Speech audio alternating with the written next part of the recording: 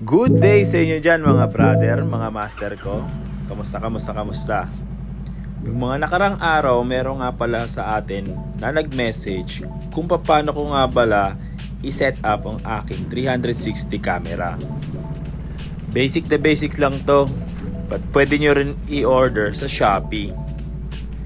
Shoutout na nga rin pala sa ating bagong master na si Master Jorais Cruz. Ayan, yan yung tanong niya. Sir, pwede makita mounting mo sa Insta mo. Thank you. So, ayan, ipapakita ko lang sa inyo kung ano ba yung ating nabili sa Shopee.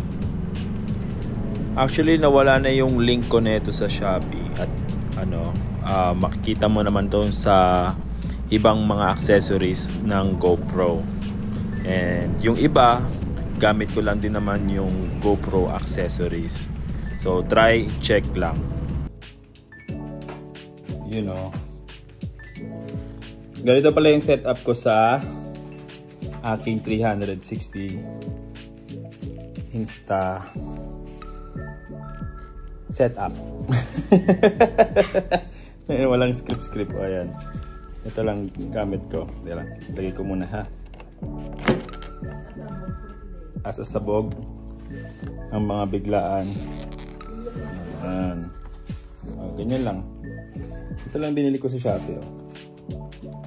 Palag na yan. Kita mo lang. Ganyan lang siya, brother.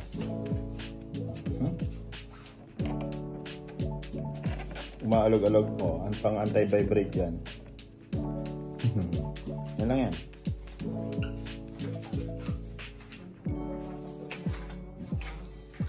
Ganito ang preview nun sa kalsada.